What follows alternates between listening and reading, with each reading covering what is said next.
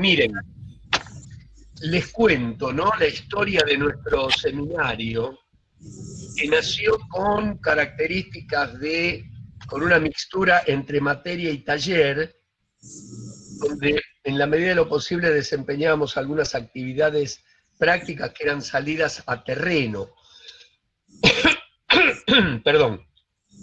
Hemos visitado institutos de detención de menores, hemos visitado establecimientos carcelarios que alojaban a menores y a adultos, a jóvenes adultos y a adultos, y después con el tiempo fuimos variando hasta transformarlo en una materia a la cual le agregamos en los últimos 5 o 6 años un trabajo práctico que era donde el técnico, el futuro técnico en minoridad y familia, pisaba terreno tal como lo había hecho años antes cuando cursó la materia Campo 1.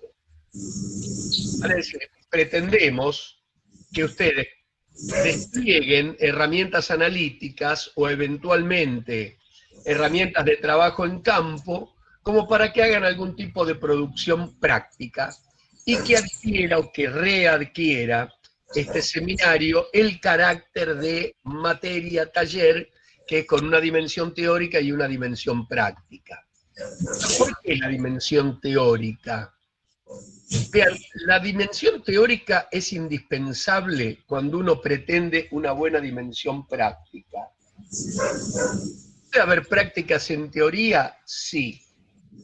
Pero yo les pregunto, ¿puede haber buena práctica sin teoría?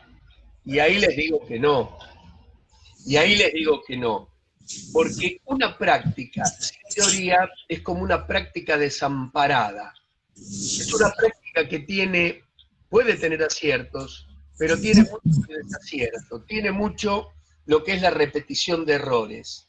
Porque la teoría perfectamente, para lo que contribuye, es a marcar rumbos y a prevenir errores. Totalmente. Básicamente que sirve la teoría.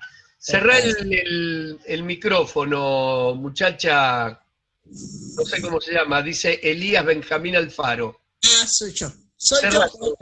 Cerrá el micrófono. ¿Cómo se ¿Sabés cómo es? Cerrar el micrófono de acá. Ahora estoy silenciando yo. Ya la silencié yo. Esta es la maravilla de la tecnología. Yo le decía, creo que anoche o antes de anoche, cómo me gustaría tenerlo para mi casa. Y a mi mujer, cuando empieza chucu chucu a hacer clic, y mutearla. Pero no puedo. Todavía a tanto no llegó la tecnología. Bueno, así que sigamos con esto. Nosotros lo que venimos es a proveerles a ustedes una teoría, y una teoría que se nutre desde 2 áreas diferentes. Una es desde el campo legal, desde el campo jurídico, donde la descomponemos en lo que es la justicia o los procedimientos procesales de menores y de jóvenes, y otra que es la de adultos. Por un lado, la dimensión jurídica, y por el otro lado, la dimensión criminológica, abordado desde una perspectiva, si ustedes me permiten, sociológica y en algunos casos antropológica. Entonces, como somos 4, nos dividimos la tarea. La dimensión jurídica está a cargo de Cristina y de Axel. Cristina tiene su experiencia a partir de la trayectoria. Cristina se debe haber ido porque no la estoy viendo más en pantalla, pero hace 64 años que trabaja en el campo de la justicia de menores. Acá estoy, 64 años. Perdón. 64 Cristina, sé que no estabas. No, estoy. O sea, entró 20 años antes de nacer, Cristina. Cristina siempre está, no te olvides de eso. Entró 20 años de nacer, porque tiene 34 de edad. Entonces, bueno, entonces la parte de menores la da Cristina, la parte de adultos la da Axel. Axel trabaja como juez en justicia penal de mayores, y la parte sociológica la compartimos con Rodolfo. Rodolfo, al igual que yo, es sociólogo. Él es bastante más viejo, pero bueno, sociólogo también, así que no hay ningún problema. Y es así como nos repartimos la tarea. Vamos a hablar un poquitito de una de las dos perspectivas. Vamos a comenzar por la jurídica. ¿Cuál es el objeto central de la perspectiva jurídica? La norma, la regla, la ley. La ley. ¿Cómo podemos abordar el fenómeno que se genera alrededor de un fenómeno puntual, como es el del delito, si no es, o mejor dicho, desconociendo la regla? Es imposible. Uno se lo pone de gorra.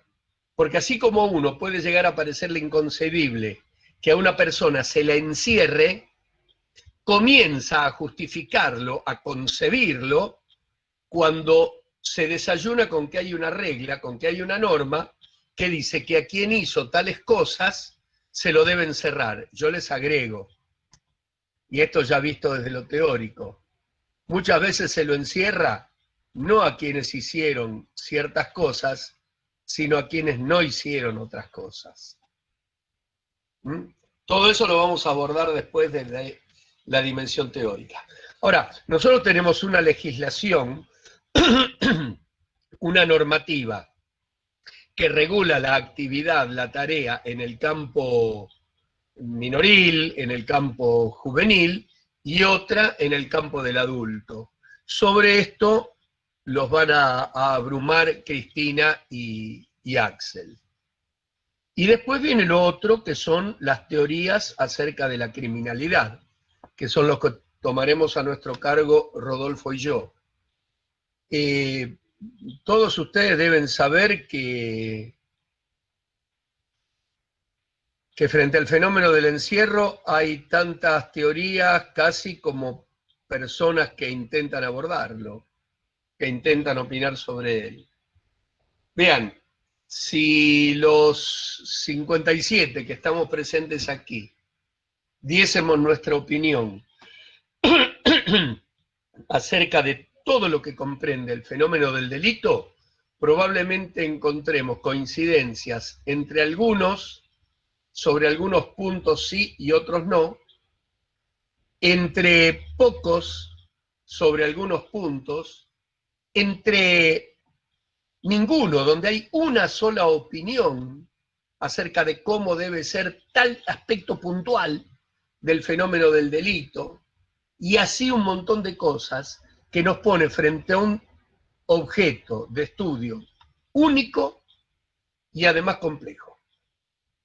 ¿Por qué? Porque este fenómeno, el fenómeno que se genera alrededor del delito, tiene tantos vericuetos que lo transforman en un fenómeno irresuelto. En un fenómeno irresuelto. Ustedes van a ver cuando nosotros conversemos acerca de las diferentes perspectivas de abordaje, acerca de las diferentes posiciones de la mirada hacia el fenómeno, y vamos a ver cómo en un momento histórico el hombre miraba al delito desde la perspectiva místico-religiosa.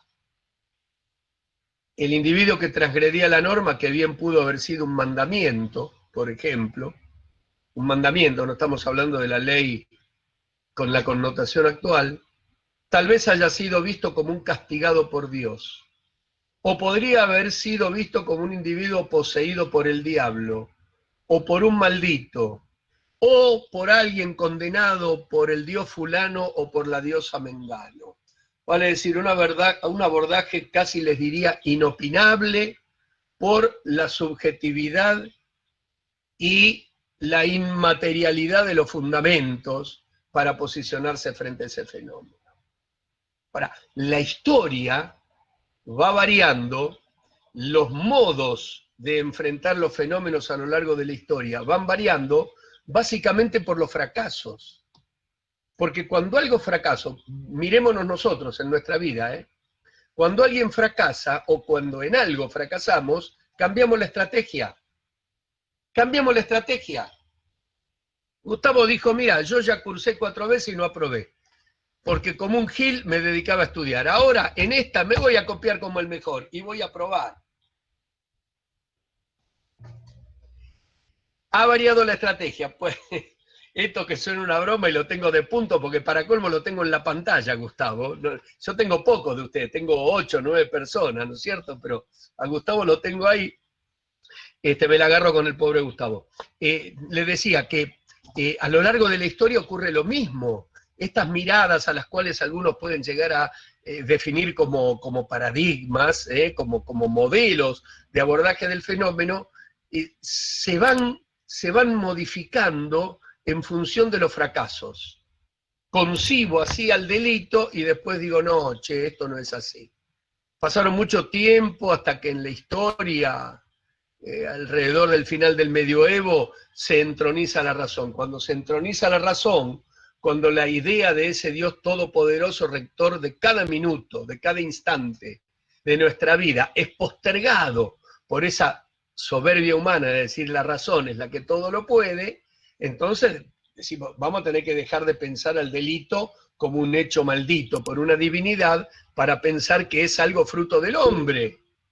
Y en ese marco, una serie de hombres salieron a decir algo que nos dejó casi anonadados, que dijeron, sí, saben que sí, es un acto humano.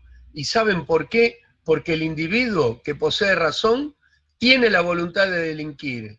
Y el acto delictuoso no es una maldición de una deidad, es una voluntad de un hombre. Y nos dejó a todos así. Calculen ustedes a aquellos que conservaban la mirada mística, la mirada religiosa, escuchar esto. Era casi santiguarse, los obligaba a persignarse y decir, a estos tipos los posee el demonio. Ahora, todo este tipo de mirada tan racional, tan basada en el individuo, tenía un sustento que era un sustento normativo.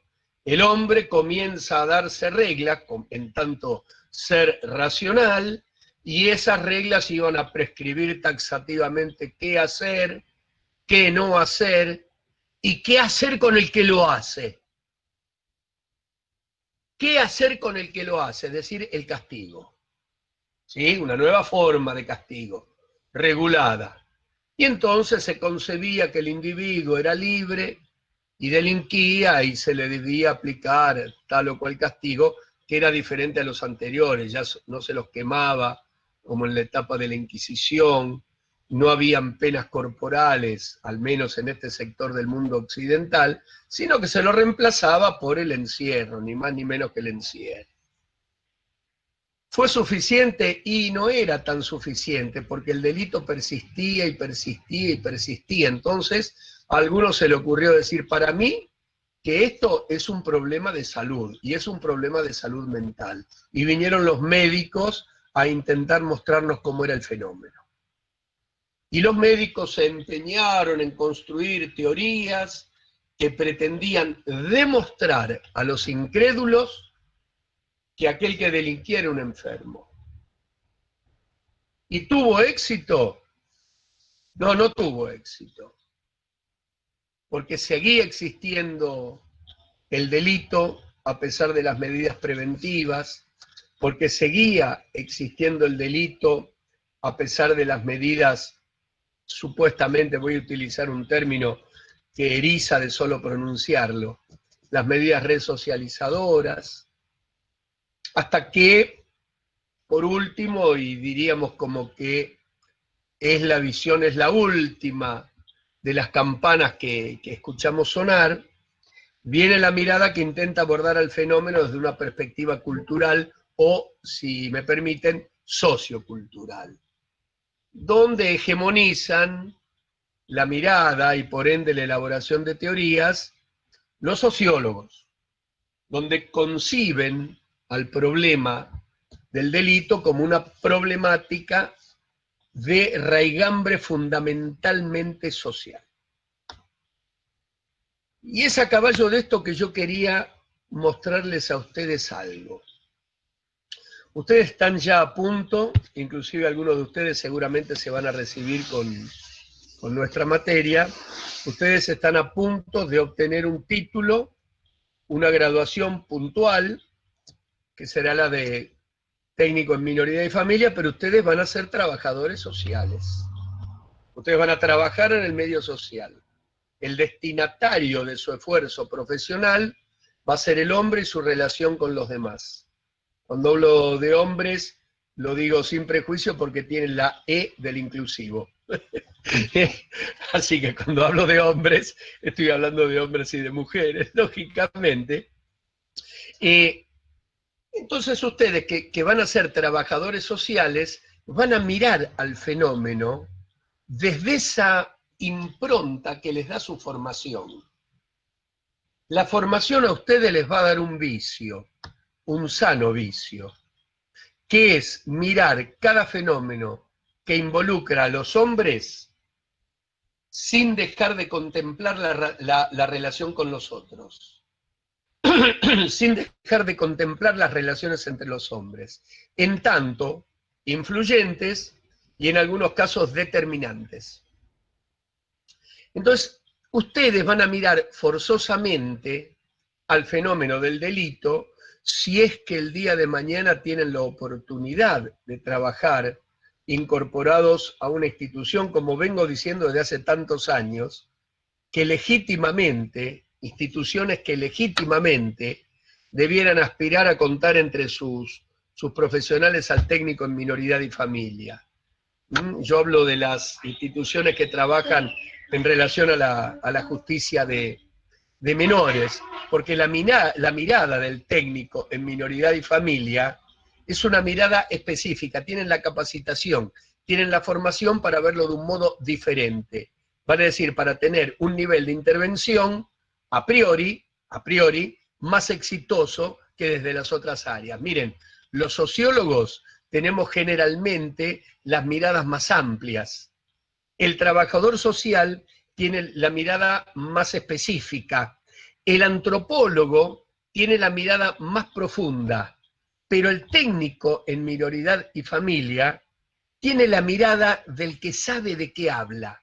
Ustedes están en el detalle, ustedes están en la minucia. Ustedes tienen una formación teórica y una capacidad de mirar y un entrenamiento en la intervención que no tienen ninguno de los otros profesionales de los cuales hablé. Son tan trabajadores sociales como todos los demás, pero tienen su particularidad.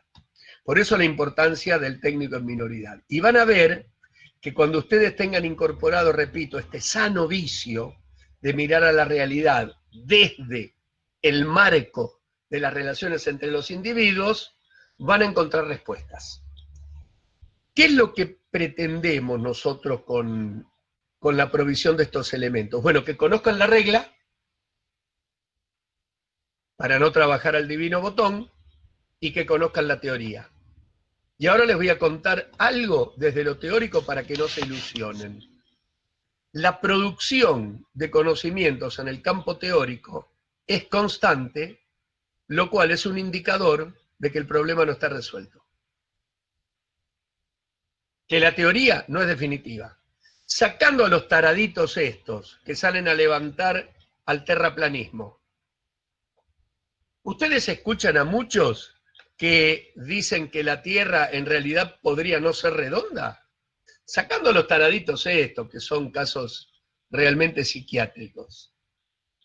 ¿Alguna vez escucharon a alguien que salga a cuestionar a la ley de gravedad, que dice que si a un cuerpo lo soltamos, cae indefectiblemente fruto de la atracción que ejerce sobre él el centro de la Tierra? ¿A alguno de ustedes se le ocurrió alguna vez pasar 15 minutos sin incorporar oxígeno a su organismo? Sobre esto, yo tuve una suegra hace mucho que era capaz de hablar media hora sin respirar. Y esa sí que rompía toda regularidad, ¿eh? Yo realmente me ha hecho poner en duda ese principio al cual yo pretendía o suponía inalterable de que estar más de 3 minutos sin incorporar oxígeno producía la muerte. No, la Cata podía hablar, y hablaba, y hablaba, y hablaba, y no respiraba nunca. Así que tal vez era un caso excepcional. Pero bueno, acá en la criminalidad, como no hay nada resuelto, como no hay ningún saber definitivo, se siguen produciendo teorías y ¿saben qué es lo peor? Y esto para confusión del estudiante, coexisten. Entonces, hoy podemos escuchar a uno que dice que el delito es el hecho maldito, que el delito es meramente apreciable desde la dimensión jurídica, que el delito obedece a una enfermedad o que el delito es producto de la desigualdad entre sectores sociales. Menudo quilombo tienen los trabajadores sociales que trabajan en este tema, pero si ustedes me permiten les agrego algo, tema apasionante si los hay, porque es un desafío, porque nos obliga a encontrar respuestas. Ahora, ustedes, profesionales del campo social, profesionales de pisar en lo concreto, pónganse contentos cuando le encuentren la explicación no al fenómeno, cuando le encuentren la explicación a un caso. Cuando ustedes le encuentren la explicación a un caso, ¿por qué fulano incurrió en el delito? ¿Por qué mengano reincidió en la droga? ¿Por qué esto? ¿Por qué el otro? Cuando le encuentren la respuesta a ese caso, pónganse más que satisfechos, dense por satisfechos. Ahora eso sí, no lo olviden, tómenlo en cuenta, anoten todo, porque la resolución de uno, más la resolución de otro, más la respuesta a otro, más la explicación a otro, conforman un cuerpo teórico que le da sustento a los que vienen detrás de ustedes. Yo le quería mostrar a ustedes específicamente algunos detalles de la dimensión social del fenómeno. Le voy a pedir ahora que ustedes me digan si ven lo que pretendo presentar.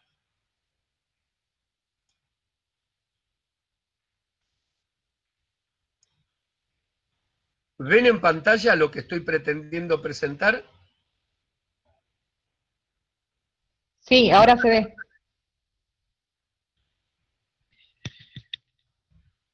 ¿No se puede ver nada?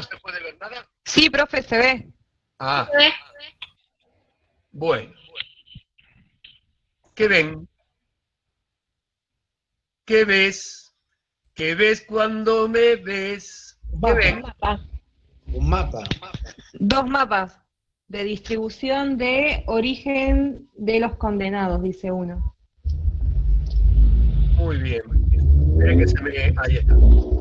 Uno dice distribución de origen de los condenados y otro dice distribución de NBI. ¿Qué planos son estos? ¿A qué zona representan? Cava. Cava. Perfecto. ¿Son parecidos o son diferentes estos dos planos? Son diferentes. Son diferentes. Parece. Uno dice diferente, otro dice que es parecido. Son diferentes, pero tienen ciertos rasgos en común. Tienen ciertos rasgos en común. Por ejemplo, ¿ustedes ven la flechita de mi mouse que Sí, se está sí. deslizando? Sí, sí. La distribución varía. Sí. Muy bien. Esta es la avenida Rivadavia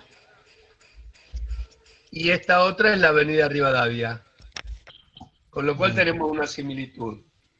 Yo les pregunto a ustedes, si las zonas de colores oscuros, acá hay un gradiente que va del blanco al rojo. Sí. Blanco, amarillo, rojo y naranja.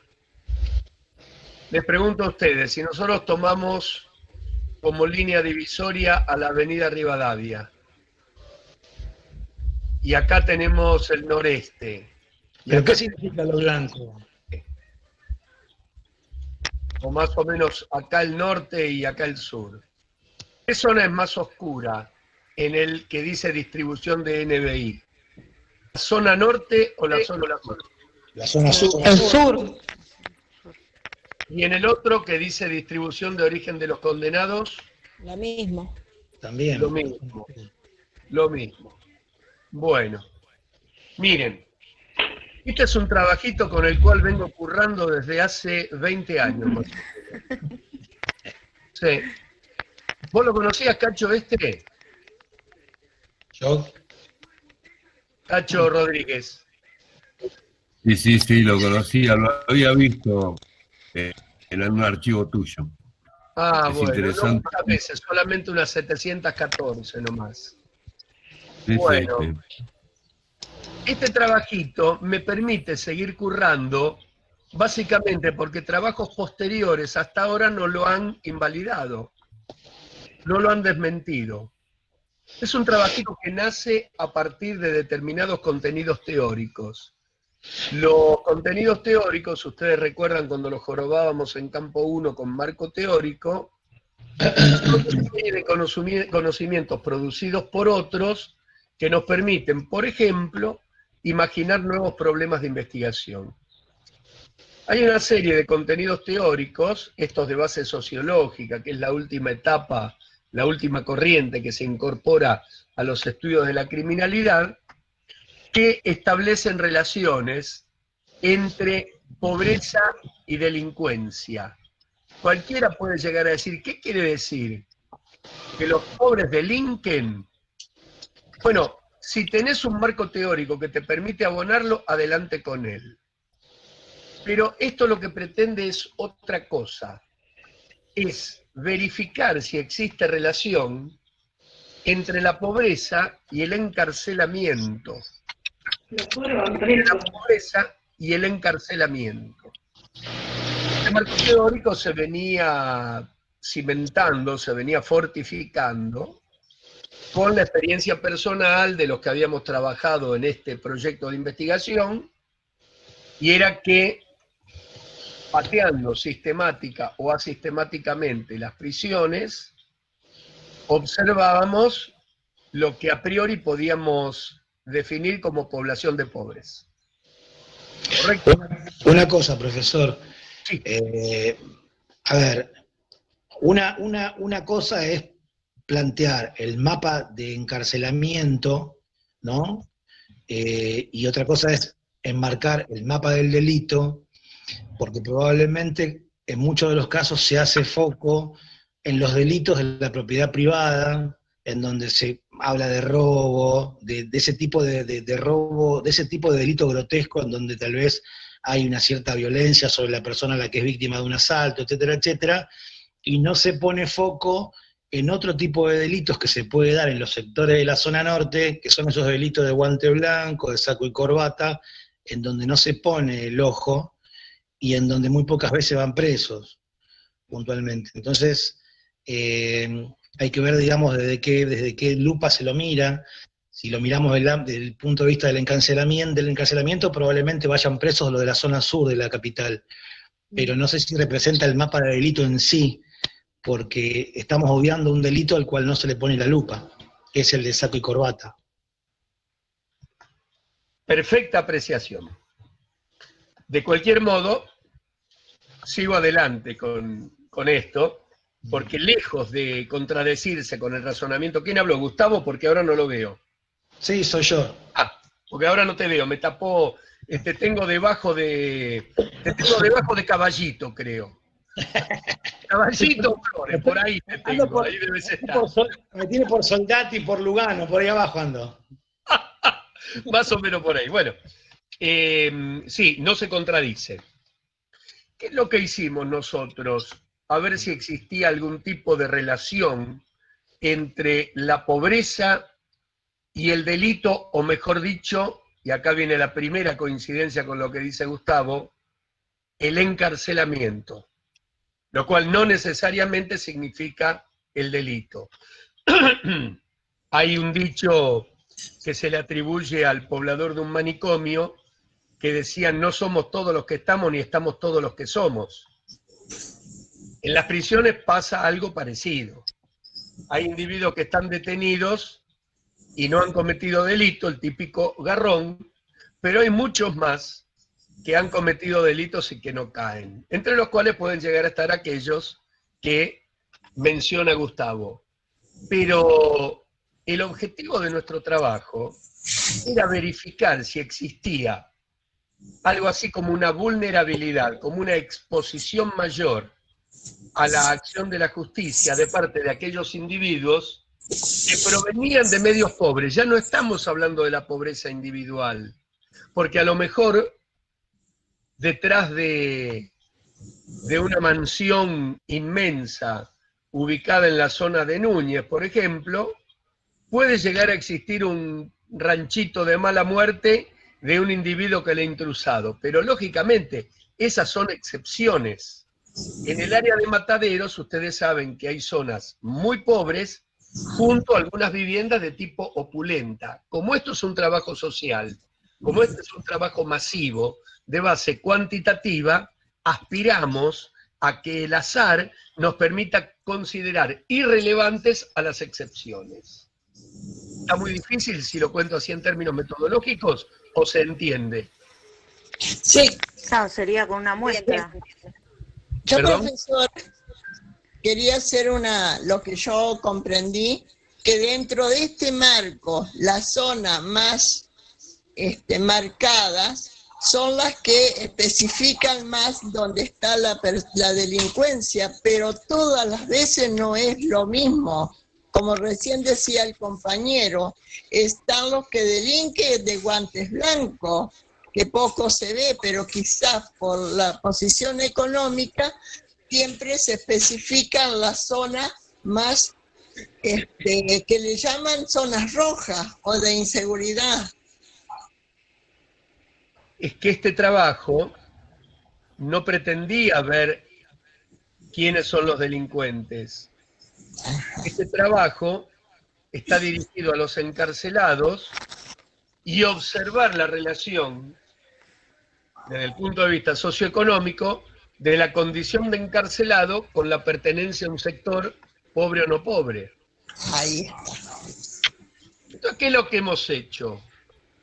En base a datos censales, observamos la proporción que existía en cada uno de estos se llaman distritos escolares, una de las tantas divisiones que tiene la ciudad de Buenos Aires, que se le ha incorporado en los últimos años las comunas. Pero tradicionalmente son circuitos electorales, distritos escolares, barrios, y bueno, y ahora hablan de comunas. Esto está hecho con los distritos escolares. Nosotros queríamos ver si existía algún tipo de vínculo entre la proporción de pobladores con necesidades básicas insatisfechas y la proporción que existía de condenados en las cárceles federales. Este trabajo nosotros lo hicimos dirigido a lo que hoy se puso de moda, la denominación del área metropolitana Buenos Aires, que es ese continuo indiferenciado de lo geográfico que va desde Buenos Aires hasta el límite del tercer cordón bonaerense. Muchos de ustedes deben vivir en el primero o segundo cordón, ¿sí? Estarán los que viven en Ezeiza, estarán los que viven en Loma y estarán los que viven en Matanza. Matanza es tan extenso, vi que había una compañera que era de Matanza, es tan extenso que abarca los dos cordones. Soy yo. Morón Yo también, Una cosa es Ramos Mejía de Matanza y otra cosa es Catán de Matanza, ¿no es cierto? Digamos, más allá de la Ruta 4, más allá del Camino de Cintura. Entonces, Yo también soy de Matanza y soy de Rafael Castillo, bien de los barrios suburbanos. Lo voy a tomar en cuenta.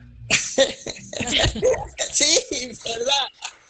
Bueno, cierra el micrófono, si no le hago callar la boca como hice hace un rato. Bueno, entonces, ¿qué fue lo que hicimos? Nos centralizamos, esto que les estoy mostrando a ustedes, es específicamente del área metropolitana de Buenos Aires. ¿Y qué era lo que podíamos observar? Que efectivamente se corroboraba nuestra visión acerca de la mayor permeabilidad frente a la intervención del sistema judicial de los individuos que habitaban los sectores pobres. Como bien dijeron dos compañeros, la señora y Gustavo, existen ciertos tipos de delitos que son típicos de sectores sociales. Una cosa es salir de caño, donde generalmente se sale por ahí con la gorrita puesta con la visera para atrás, y otra cosa es salir de estafador, que se sale con la lapicera y seguramente con algún traje de buen corte, y preferentemente con una corbata. Pero independientemente de eso, a nosotros lo que nos importaba no era qué tipo de delito había sido el que motivaba la condena, sino saber si el tipo había ido preso, sino saber si existía relación entre la zona de la que provenían los individuos condenados alojados en las cárceles federales y la cantidad de pobres que albergaba la zona de la cual provenía. Y ahí es donde se nos da una correlación que aparece graficada, tal como ustedes lo vieron, con una zona sur más oscura que la zona norte. Nosotros acá le mostramos el número, por ejemplo, el distrito 4 es mi amada Boca del Riachuelo, donde tiene un 26,3% de pobladores con necesidades básicas insatisfechas. El poblador con necesidades básicas insatisfechas es una construcción conceptual, es una categoría creada por el Instituto Nacional de Ciencia de Estadística y Censo, ¿sí? Que habla de grupos familiares, se analizan no a las personas sino a los hogares que tienen carencias a nivel de formación, a nivel laboral, etcétera, etcétera, ¿no es cierto? A nivel de escolaridad, etcétera, etcétera. Podríamos llegar a decir que era el equivalente, sin serlo, a los pobres. Pero fíjense ustedes qué es lo que ocurre en el distrito más pobre o el que condensa la mayor cantidad de pobres. Tiene un 26,3% y tiene la cifra más alta de condenados alojados en cárceles del sistema federal que provienen de esa zona. ¿Sí? En tanto, ¿qué era lo que pasaba con un distrito como el 18? El 18, si no me equivoco, está en la zona norte, debe andar por la zona de Belgrano o Núñez. Encontrábamos que habían 3,2%, 8 veces menos que en La Boca, 3,2% de pobres y 1,6%, 8 veces menos de condenados que los que había en La Boca. ¿Entienden ustedes entonces qué es lo que hace estas dos manchas? Reflejar la relación que arrojan los números. ¿Y qué nos dicen los números? Que hay un vínculo entre las características del medio pobre y la probabilidad de que los habitantes de ese medio pobre vayan a ser encarcelados, mayor probabilidad, repito, que si vienen de un medio no pobre. Miren ustedes lo significativo que es, ¿ven dónde estoy señalando yo ahora? El distrito 8, eso es Caballito. Eso es Caballito. Caballito es Concheto. Caballito es Concheto. Ustedes miren cuando hacen las manifestaciones en Acoite y Rivadavia. Vayan y miren a los caceroleros de Acoite y Rivadavia, eso golpean Essen. No golpean cacerola como la que tengo yo en mi casa, ¿eh? Eso golpean Essen. Fíjense ustedes, está en color blanco, quiere decir que hay pocos pobres. Y está en color blanco en del delito, quiere decir que tiene pocos encarcelados. Ahora, contestándole a la compañera y al compañero, esto no quiere decir que no tenga delincuentes. Esto no quiere decir que no tenga delincuentes. Este es otro trabajo. ¿Qué es lo que hicimos nosotros? Defendernos como gato entre la leña, o como gato panza arriba. Hicimos lo que pudimos con esos datos que eran contrastables, comprobables y transmisibles. ¿Hay tantos pobres como dijimos? Sí. ¿Me lo podés demostrar? Sí. Andá y lee los resúmenes del censo. ¿Hay tantos encarcelados como dijiste? Sí. ¿Me lo podés demostrar? Sí. Andá y mirá los registros del Servicio Penitenciario Federal. Todo lo otro, todo lo que dice Gustavo, todo lo que dice la señora, tiene que ser fruto de otro trabajo. Sobre si el hecho de ser estafador te pone en condiciones de mayor vulnerabilidad que el hecho de ser ladrón de caño. Muy bien. Esto era lo que pretendíamos demostrarles. Se fue, ¿no? ¿Ya la ventanita? Se fue la ventanita. ¿Quedó claro, sí, Gustavo? ¿Quedó claro, señora? Sí. Más o menos. Sí. Me gustaría tener la literatura. La bibliografía. Sí, profesor. Sí, ya vi que los compañeros andan estableciendo ahí unas buenas redes de comunicación donde se ofrecían material. Yo ahora a través del Facebook, Profe, una compañera lo subió a Facebook. ¿qué es lo que Módulo subió? 1, Nancy lo subió. El módulo 1. Entonces el módulo 2. Nancy lo subió en el Facebook. ¿Eso lo puedo imprimir? Sí, se puede. Uy, no me hagan decir sí se puede. Sí, es posible. No, claro, digo sí se puede y después se me acalambra la mandíbula. Claro, no me hagan, por favor, esas cosas. Bueno, sí puede. Bárbaro, gracias. Yo después voy a subir el segundo módulo. Ya con eso tienen todo. Si alguien tiene dificultades, vemos si a través del Classroom lo podemos llegar a subir, si fuera necesario. Vamos a subir algún videíto que tengamos. Probablemente si encontrara el modo, cosa que para esto tengo que tener una plataforma paga y no la tengo, como para grabar las clases que demos, pero eso no me comprometo porque hace falta una plataforma paga y no la tenemos. Y la facultad tampoco nos la provee. Así que bueno, preguntas, comentarios, propuestas, reproches, quejas. Hace una pregunta. ¿Nos va a formar en grupo, profesor? No sé, lo voy a conversar con Cristina. Bien. Y Rodolfo, también te vas a meter vos en la parte del práctico, me gustaría.